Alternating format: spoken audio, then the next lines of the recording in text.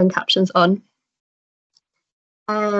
Yeah, so today we have Holly from the Museum of East Asian Art. Yeah, so if you just keep your microphones off, and if you have any questions for Holly, just type them in the chat, and then afterwards we'll ask those questions. So yeah, I think that's everything. So I'm going to pass on to Holly. Oh, awesome. Well, thanks so much for that lovely introduction, Isabel. It's such a pleasure to be here and to have a few students with us. Really excited to take part in this and share a little bit about the museum.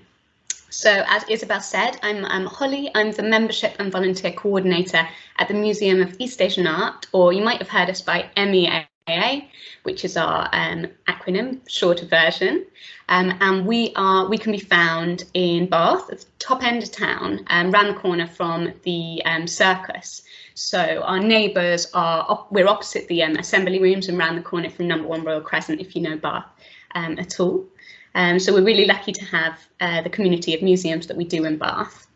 Our museum is really dedicated to the conservation of our amazing collection of almost 2,000 sets of objects, and those are from East and Southeast Asia, predominantly China, but from neighbouring regions as well. And that history of that collection spans 7,000 years. So it's an amazing, amazing resource, and we look to conserving it and also using it to inspire our audiences and visitors. And our mission is really to connect cultures and challenge perceptions. So that's something that we pour into all of our work, whether it's exhibitions or events, and something that definitely attracts, I think, a lot of our volunteers. It's something that attracted me to the museum as a mission, as a vision for what we do. So I get really excited about that. I hope that speaks to you as well.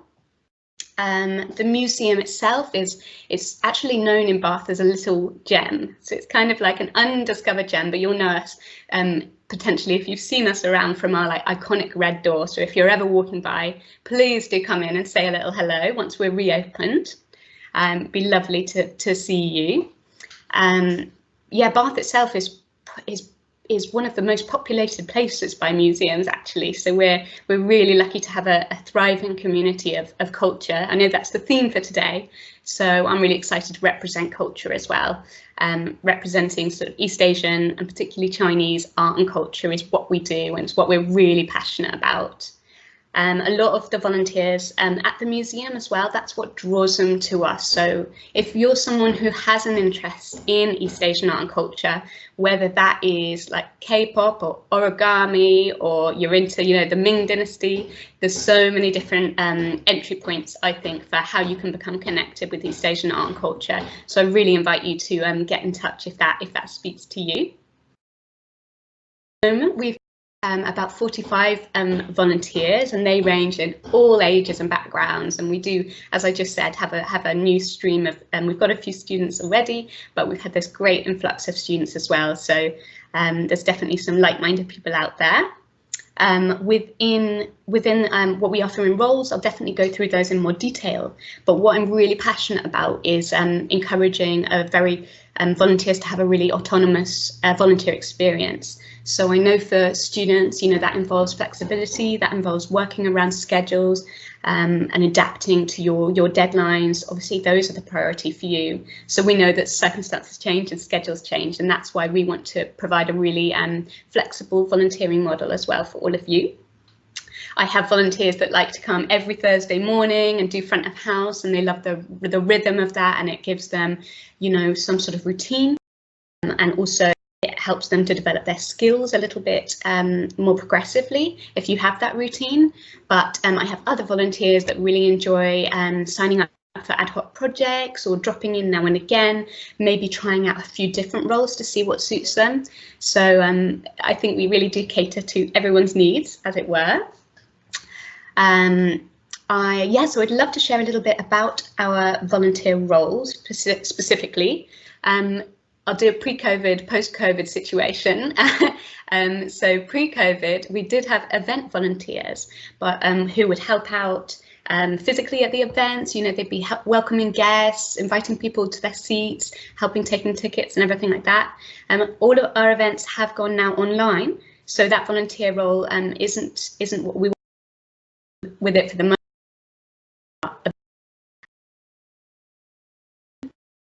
flavour of the different roles that we offer. One of the roles that we are continuing with and we're really excited by is the gallery volunteers. So this is possibly one of my most popular volunteer roles, and I would say it's for the person that really wants to connect with the collection. It might be that you have a particular interest in aesthetics, in politics, in history, but you want to learn a bit more about you know, the stories, the narratives behind the objects. That's definitely available for whatever role you choose. We try and encourage that learning, whatever your role. But for the gallery volunteers, you're really getting up close and personal with these objects. You know, you're sitting there in the galleries, you're welcoming visitors in, you're giving them that warm welcome. But you've also got the opportunity to engage in either self-directed study or supported learning, as I say, with the opportunities that we provide. You know, you'll probably be having some very specific conversations with visitors. They ask the most brilliant questions. We don't expect you to have all the answers, but what we do encourage with gallery volunteers is to have that curiosity and passion to find out or explore what that answer may be. That could be subjective. You know, you could be asking a visitor, you know, what object are you drawn towards today? And just if you're the sort of person that likes to have those conversations, I'd say that's a great role for you. Maybe I think in contrast to other museums, we're probably a little bit more, we have a less of a footfall. So if you're looking for a really busy, you know, talking to people all day long, I wouldn't say that's us at the MEAA, but what we do offer is a really intimate alternative. I have volunteers that after a shift, they come to me and they say, oh, I just feel really relaxed. You know, I've just had an hour or 2 hours to myself. I've had some interesting conversations. I've read a couple of pages of my book. You know, I've just had a really nice time. So if that's the sort of experience that you're looking for, we can definitely accommodate for that. Another role that I would love to talk about is our micro-volunteering role. So this speaks to that flexibility that I was talking about. And we have all sorts of projects that pop up now and again, especially now that so much is digital. This really enhances remote working, remote volunteering. You might have checked out our social media channels. We're really big on sharing stories about our collection, and we actually have a team of volunteer content creators which help us produce those stories and really get into things that interest them. So if I know a volunteer is interested in kimono, I can go to them and say, you know, would you like to explore the history of the kimono and write a post, and we'll help support that process. That's just an example of what that micro volunteering opportunity looks like, but we also have lots of other projects, other ad hoc opportunities like administrative projects. We have cataloguing, translation, transcription, all of those sorts of things. So if you're interested in sharing your digital skills, that can be done remotely, but also projects at the museum. If you've got a knack for organisation, you know, we would love to have your help, and we often do reshuffles and sorting out of the offices and the education materials and things like that. So that's a great way to contribute and help us at the museum. And obviously we really want to develop your skills as well. So if there's something you want to learn, please come to me and share with me, and we can find the right project or role for you.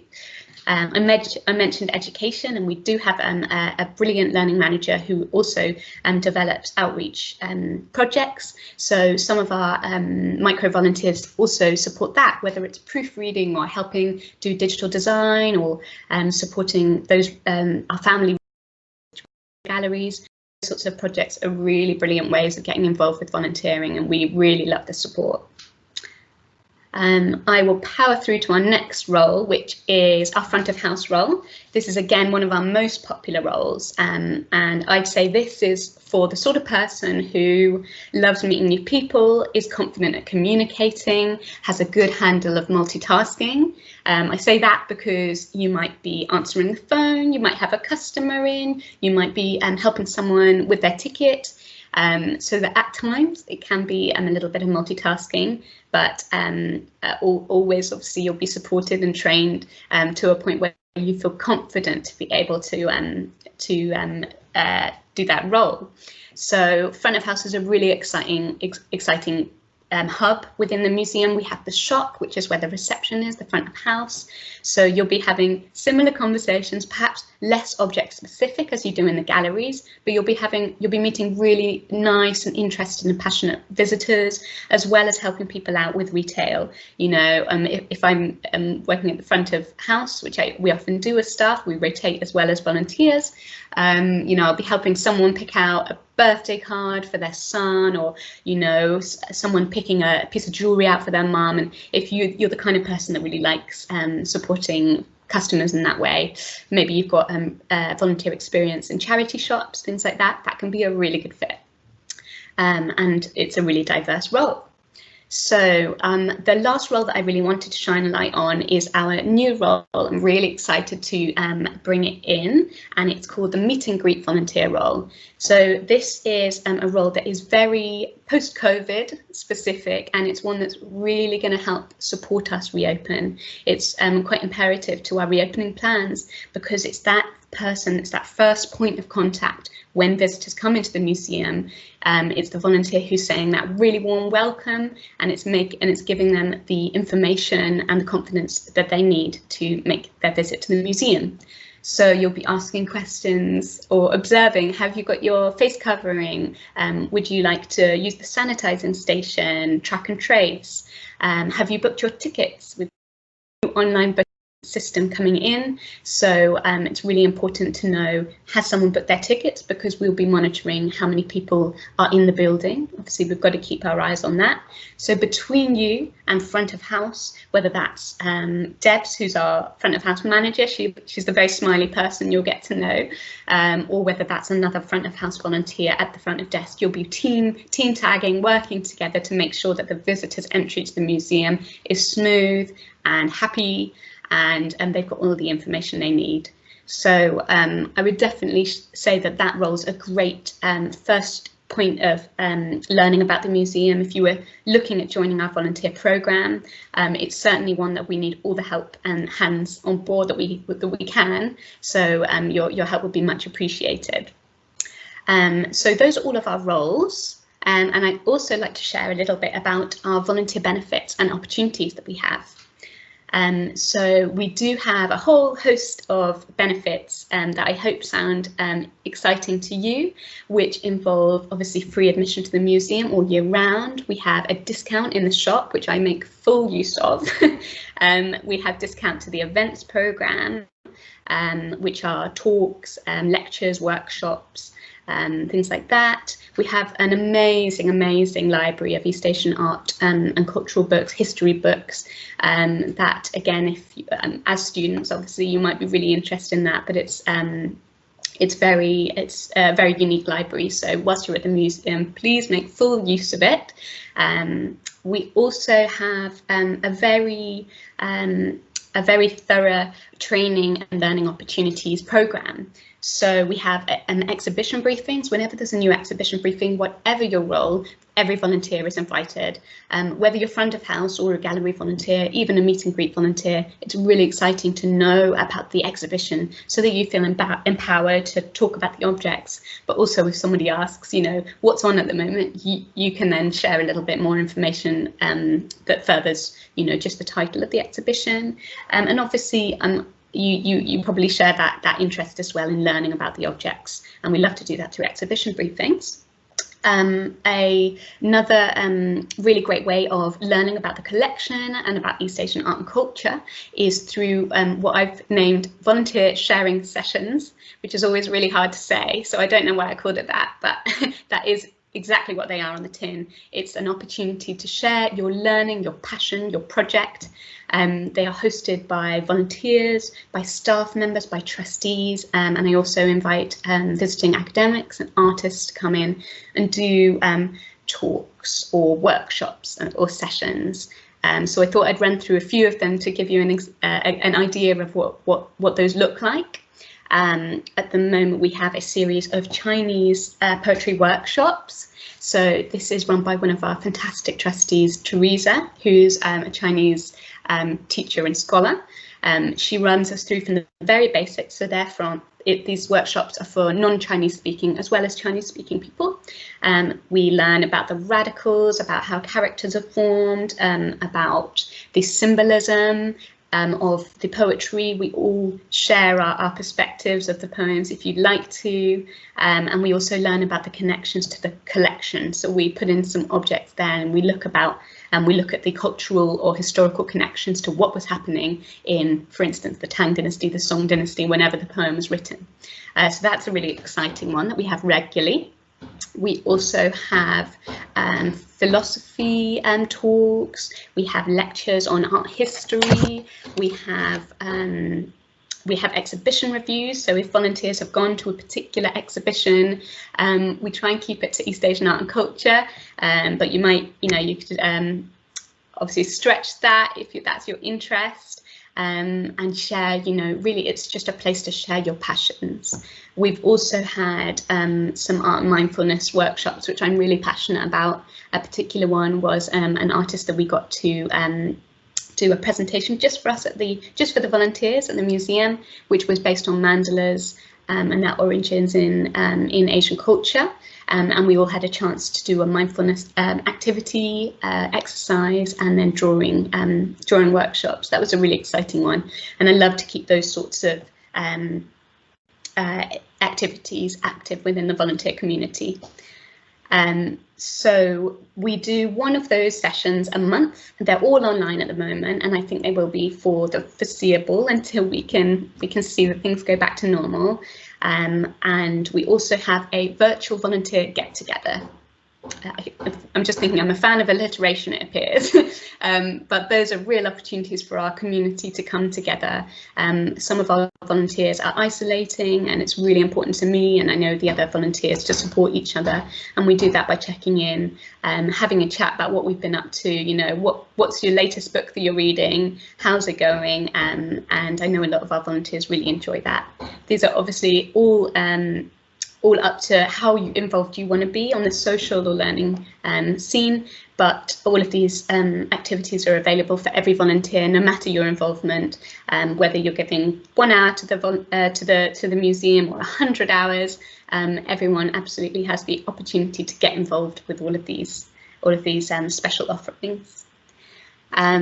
So one more thing that I would love to share is how important our volunteers are to us at the museum. I mentioned community and our volunteer community, and I really think that that's what we've worked really hard to create, this really intimate support system, really, and whether that's supporting someone's creative practice or their mental health or their skills development, it really is sort of deeply important to me that I try and nurture that in each and every volunteer. So the more that I get to know your needs, your individual interests and passions and dreams, the more that we can help to support your learning, your discovery.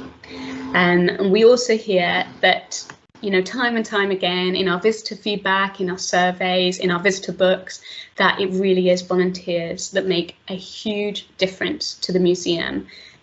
Whether that is someone who's created a really warm welcome and just given them a smile, that does come up in the visitor book more than you would think, or if it's someone that's shared a story about an object that they would never have read on the panels in the museum. It really goes the extra mile for people to connect with the collection in a way that us who are tucked up in the offices and can't do. We really appreciate that volunteers are ambassadors for the message and the mission that we represent. So we're very, very appreciative of everything that volunteers do bring to the museum. So I think that's covered everything I want to say. Oh, I'll just, yeah, I think that's everything, and I would love to take any questions that you have. Thanks. Thank you very much, Holly. That was really interesting, so thank you.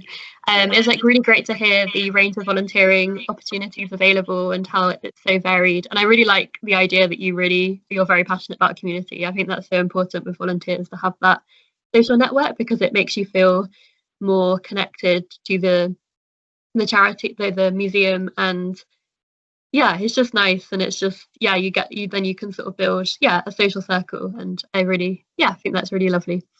Thanks, Isabel. So yeah, we'll just go to some questions. So we've got one in the chat so far.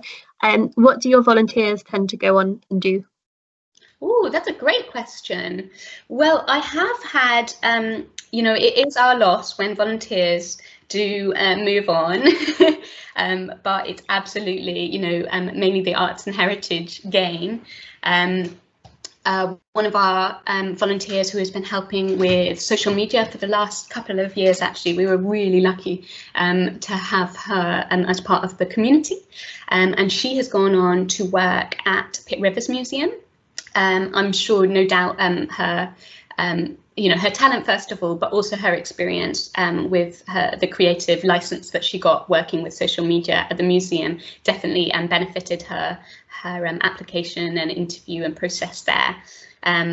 There are a few people that do go on to the museums and heritage mainly and the arts, but I think through all of the range of the volunteer opportunities that we have, you could gain a lot of skills, whether that's in retail or digital or communications.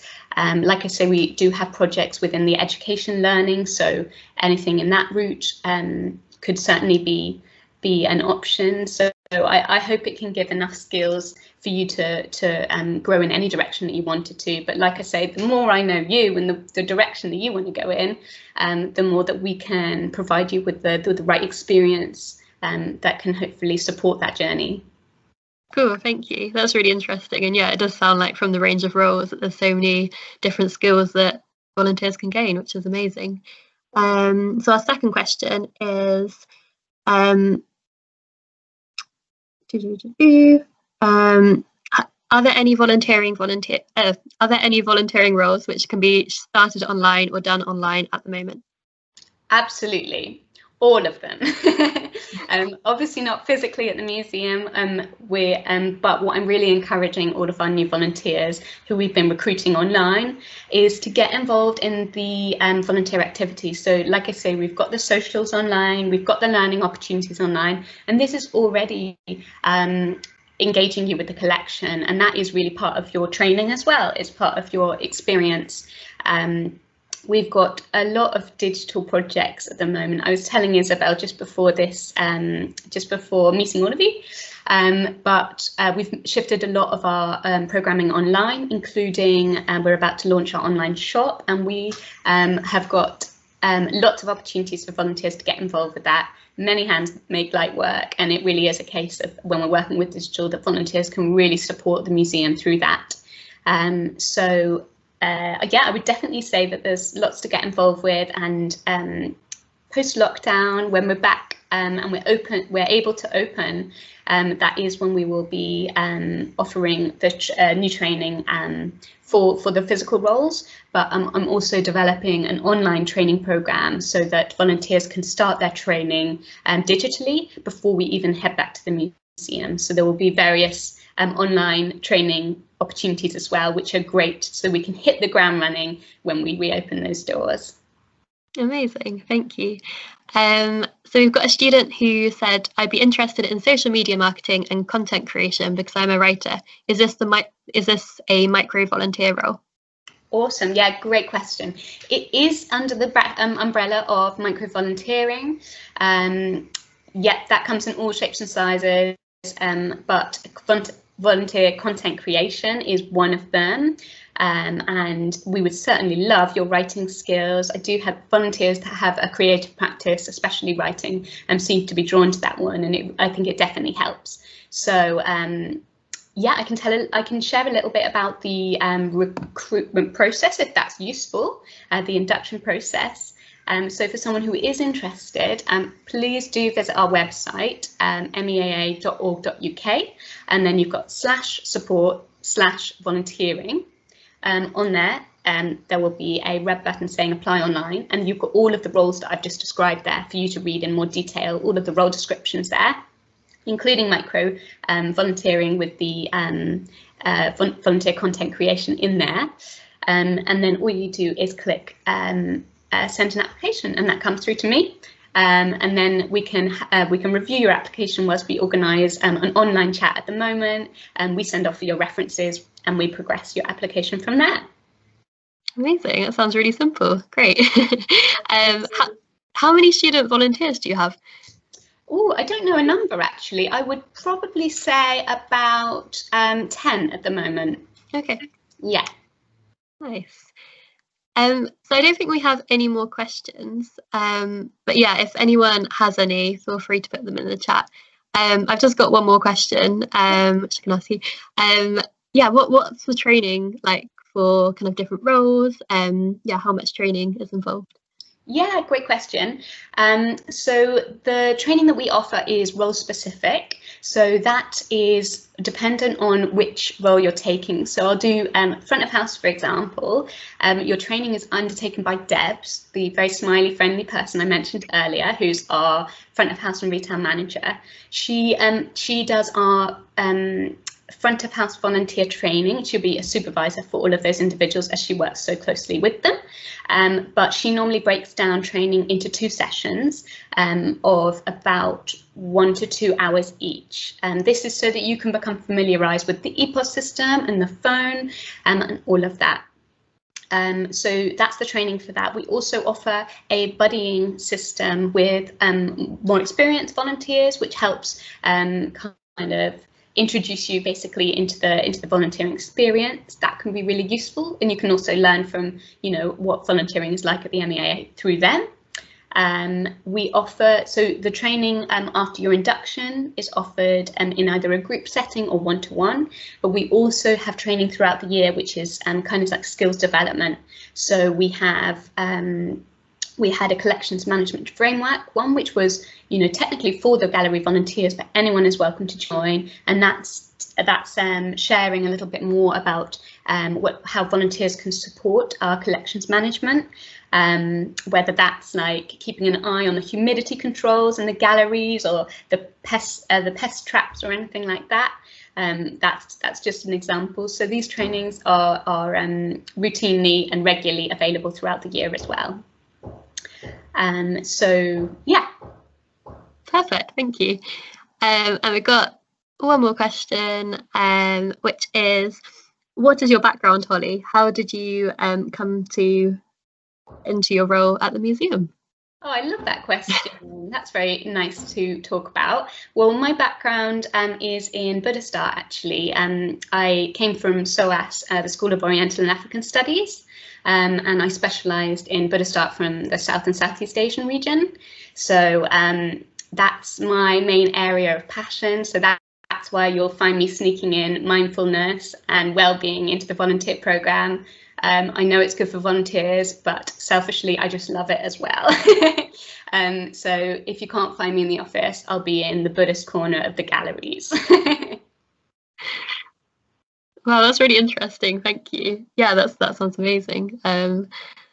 Yeah, I've always been interested by SOAS and the range of courses. It's so varied and interesting. So yeah, that's great to hear. Yeah, I think that's all the questions really. So yeah, again, thank you so much, Holly, for taking the time to come in and explain a bit more about the volunteering roles. Yeah, it's been really useful. Yeah, so we've only got one more session left actually of this series. So the last session is on Thursday, and the theme is homelessness. And yeah, so that will be, oh, it's Thursday. Wait, hold on. So sorry, we've got 2 more sessions left. Getting confused with the week. So we've got 2 next week. So that's homelessness, and then I can't remember the other theme. We've got another session as well. But yeah, so hopefully join you for that. And we'll post the link in the chat so you can sign up for those. But yeah, thank you everyone for coming. Hopefully you found it useful. And yeah, we've really enjoyed having you here.